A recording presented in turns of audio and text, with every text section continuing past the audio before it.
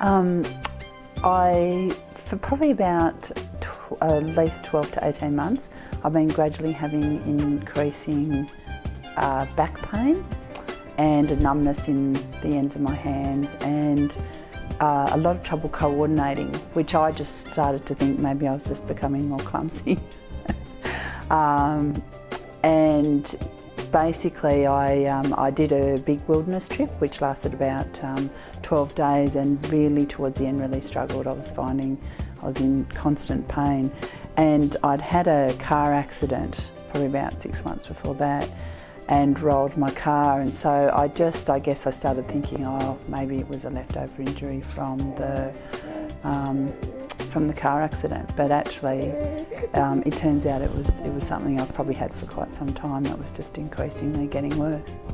The other issue it was starting to have was that I've had a lot of gynecological problems, and there was some suggestion that it was actually sort of linked to that, and I had a newish relationship with my partner, and I'd started to talk about the possibility we might try for a baby.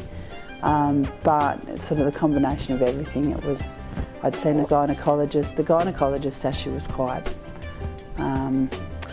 he was just saying, look, be prepared that you may not, just with the severity of the back injury and also the all the gyno problems. He was saying, look, just you need to sort of start to prepare yourself. And the fact I'm older, so I'm in my early 40s.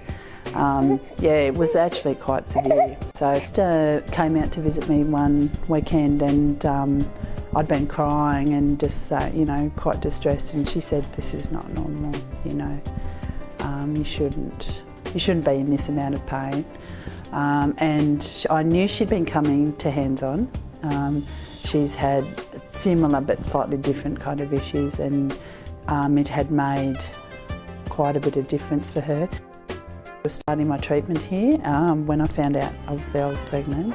And I was quite nervous then because I was sort of wondering how I would even be able to carry a baby. It was sort of to that point where it was almost like my pelvis would tip out all the time, would sort of pop out.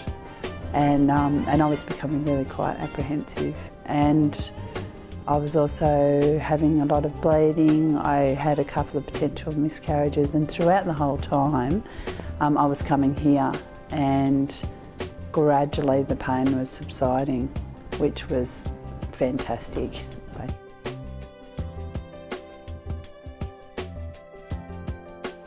He was quite surprised because when I first went to see him, I physically couldn't sit in the chair.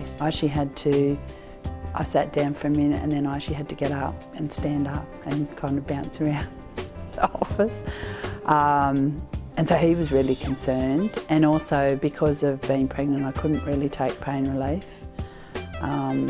And quite early on there was one day where I was admitted to hospital and had to have morphine, and it was all a bit full on. So he was kind of not very positive, thinking, no, your back's just not going to be able to hold a natural birth or cope with it.